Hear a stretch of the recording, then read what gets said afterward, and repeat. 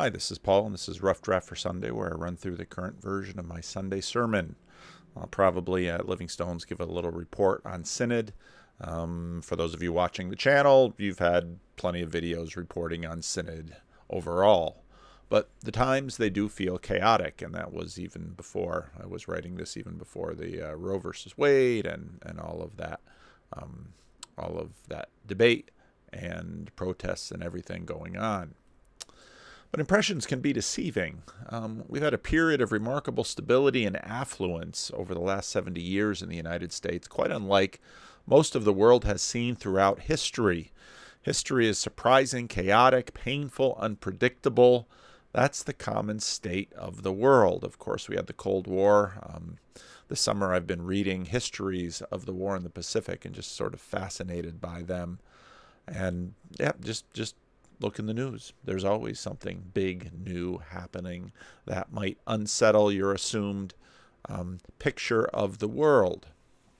This is very much true in the period that the church grew in the New Testament. The book of Acts offers a window into the growth of the church, but there are all these tantalizing tidbits and characters who never take center stage. You see in the book of Acts, you see Philip, you see Stephen, you see Peter, and then much of the book of Acts has the Apostle Paul.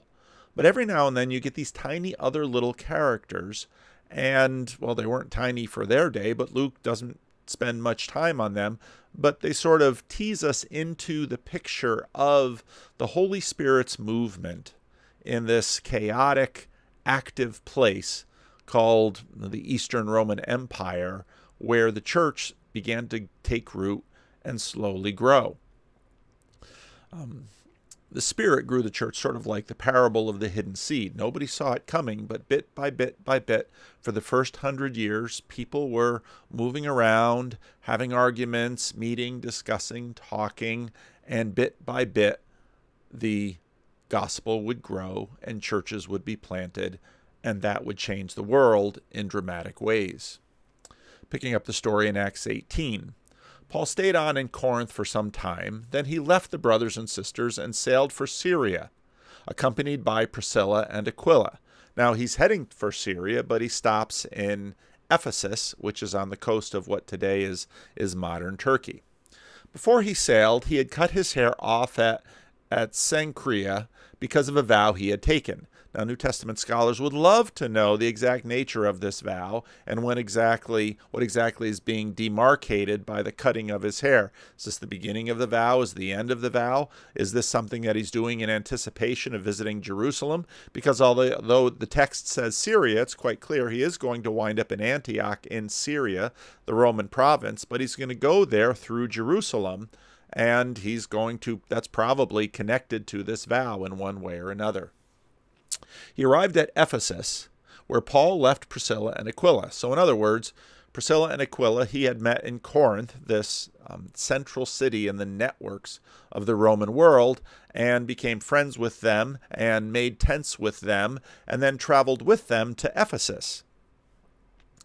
When he himself went to the synagogue and reasoned with the Jews, when they asked him to spend more time there, he declined, probably because of the haste, because of this vow.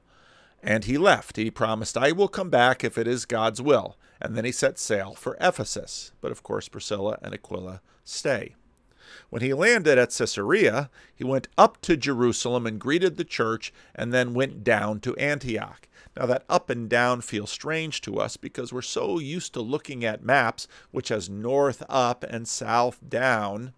But that would have been the traditional way to talk about it. Jerusalem was on a small mountain of sorts, but it was also the holy place for Israel. So you would go up to a place like that, and then you would go down to Antioch, even though on your map, it sort of looks like he's going up to Antioch, when in fact, that's why the reason he says down.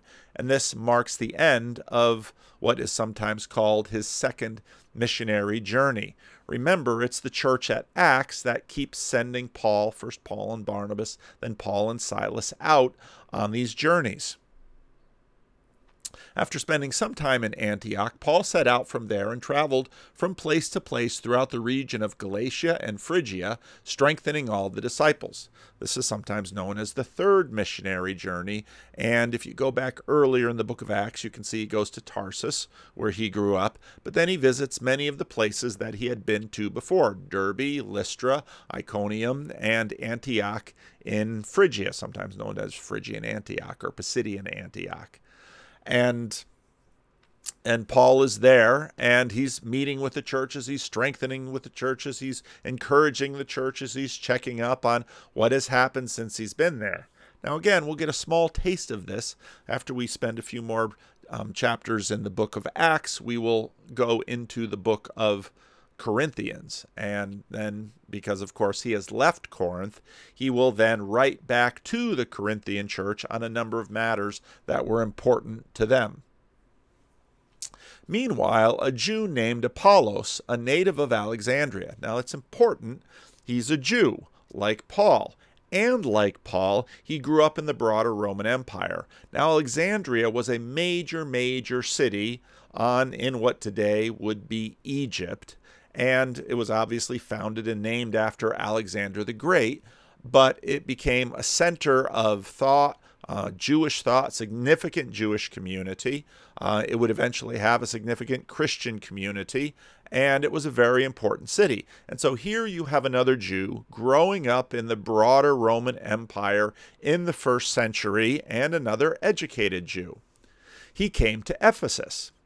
He was a learned man with a thorough knowledge of the Scriptures. He had been instructed in the way of the Lord, and he spoke with great fervor and taught about Jesus accurately, although he knew only the baptism of John.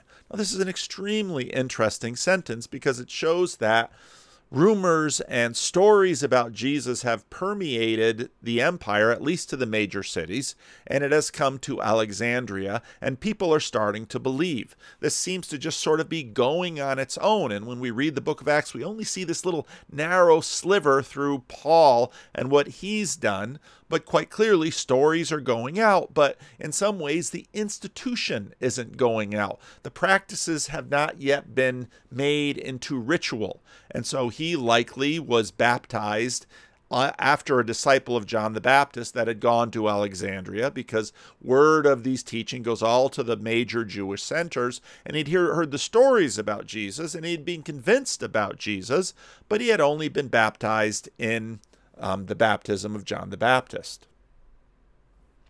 He began to speak boldly in the synagogue. Now, again, who does this sound like? One of the marks that we see in the book of Acts is boldness. We see this in Peter and John all the way back in the early chapters. We see this with Paul of Tarsus, and now we see it with Apollos. And again, there's intimations that this is the work of the Spirit that brings power and boldness, although we have no signs of miracles being done here.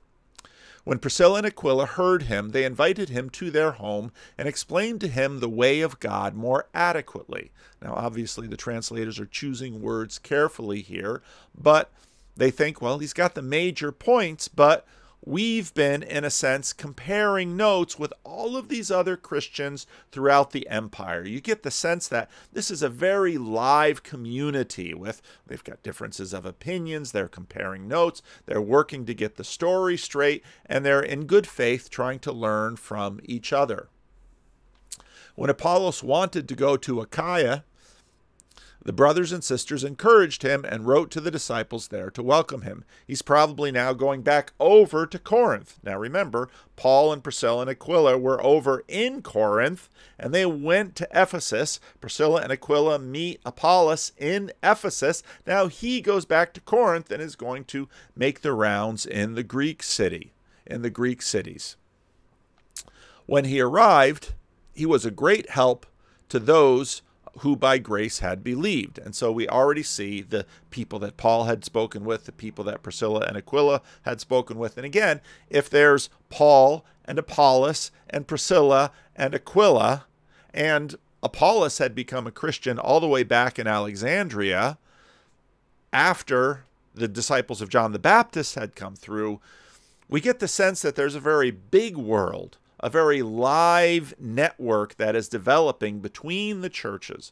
A lot of comparing notes, a lot of trying to piece this together and do the sense making to try to figure out, what does this mean that Jesus came? His words, his crucifixion, his resurrection, his ascension. How can we place all this together in the map that we have in the world? And that will take place both in seeming meetings of agreement with Priscilla and Aquila, but also discussions and conflicts that develop. For he vigorously refuted the Jewish opponents in public debate, proving from the scriptures that Jesus was the Messiah. And again, you see the tradition of using the Old Testament as the basis for argumentation and debating with those who didn't believe. What we see here too, also just in maybe I'll highlight it. Once again, you see the pattern here that, well, these 3 points that we found in Acts 13 from what was probably Luke's rendering of Paul's stump sermon, and it seems like Apollos is making pretty much the same arguments. Jesus is risen from the dead. Jesus is Israel's Messiah, and Jesus has ascended and has become Lord of heaven and earth, contra the common phrase that Caesar is Lord, and now Jesus is Lord. Now what we see is that there are collaborators despite their differences. I've used Bart Ehrman's book in the last number of sermons, and I mentioned some things I liked about the book, and here's one of the things that I disagree with the book. He very much sees Paul as an outlier, but I think if you read the book of Acts, you see that Priscilla and Aquila and Apollos, and who knows how many more people. Philip left Jerusalem during the persecution. Philip the deacon and others fled, and you very much get the sense that, well, people are traveling around, people are talking. Obviously, this is concentrated in the synagogues, and a new movement is developing, a new teaching is developing. It starts with the Jewish community and very quickly spreads to the Gentile communities, as we saw in the church in Acts. Apollos would go to Corinth and pick up where Paul left off. Remember, Paul leaves Corinth and goes to Ephesus, then down through Jerusalem up to Antioch. Apollos winds up from somewhere in Ephesus, meets Priscilla and Aquila, gets letters of recommendation, goes to Corinth, picks up where Paul leaves off, and this is very much the picture we get from the New Testament. Now, we're going to see when we get into the book of Corinthians that the Corinthian church is a bit of a mess. We know very little about Apollos, but it gives evidence that the Holy Spirit is working in this mess to refine his church, to purify his church, and to grow his church. At the end of the book of 1 Corinthians, we find mention of Apollos again. When Timothy comes, again, we've met Timothy before, he's working with Paul. See to it that he has nothing to fear while he is with you. Why would he have something to fear? In other words, Timothy's a young man. Take care of him, and don't let the enemies of our movement get their hands on him. And you too, in all of your conflicts, watch out for him. For he is carrying on the work of the Lord, just as I am. And again, you get the sense that many people are. No one then should treat him with contempt. Send him on his way in peace, so that he may return to me. Paul, in a sense, has a disciple, and he's saying, treat Timothy the way you would treat me. Now, as when we look in the book of Corinthians, there's a lot of tension between Paul and the people and the church at Corinth. I'm expecting him along with the brothers, so others are traveling with him. Now, about our brother Apollos, he gets mentioned about the factioning that has happened in the Corinthian church. I strongly urged him to go to you with the brothers. Now, there's an intimation that perhaps Apollos has heard is what's going on, and he doesn't want to go back to Corinth. But Paul is trying to persuade him, yes, this is difficult work. There's conflict. People see differently. Keep meeting together. Keep pursuing the gospel. He was quite unwilling to go now, but he will go when he has the opportunity. Be on your guard. Stand firm in the faith. Be courageous. Be strong. Do everything in love. Later, at the end of the book of Titus, Titus is in Crete, which is this Greek island out south of of Greece. But avoid foolish controversies and genealogies and arguments and quarrels about the law, because they are unprofitable and useless. In other words, they're certainly debating, but pick your debates, pick your fights. Warn a divisive person once, and then warn them a second time. After that, have nothing to do with them. You may be sure that such people are warped and sinful. They are self-condemned. As soon as I send Artemas or Tychicus to you, do your best to come to me at Nicopolis, because I have decided to winter there. Again, you get the sense there's a lot of traveling going on, a lot of meeting up. People are talking together, comparing notes, working together. The Spirit is working with all of these people in this great messiness towards his ends. Do everything you can to help Zenas the lawyer and Apollos, there he is, on their way, and see that they have everything they need. In other words, a network is developing, and they're supporting each other, and they're working together through it all. Our people must learn to devote themselves to do what is good, in order to provide for urgent needs and not live unproductive lives. Evil is real. Life is chaotic and often uncertain. Troubles come to us, and if we're not, troubles come to us all if we're not already in the middle of them. People quarrel, disagree, fight, part ways. We don't always know what to believe or what to do. This is the dilemma we face. Sometimes all we can do is try our best with what we've got. God knows our dilemma. And he didn't just send us good advice or better rules. He came and sent his Son. He became our victim so we could understand the cost of our rebellion. He took our judgment because we couldn't bear it. He rose from the dead, not just to show that death is beaten, but to begin a resurrection that we will participate in. This is a new reality. This is the good news. Jesus is risen. Jesus is Israel's Messiah. Jesus is Lord. God's Spirit is at work in the world. He is building his kingdom through all of the disagreements, the mess, the controversies. He is building his kingdom. He is calling to himself unexpected people who share this message. Maybe they don't have everything right. Maybe they don't have everything wrong. But the Spirit is working through people, and his church continues to grow. Most of them we know little about, even here in the book of Acts. Apollos needed some correction from Priscilla and Aquila, and he was humble enough to take it, and he continued to be used by God. It's not always clear which voice to listen to.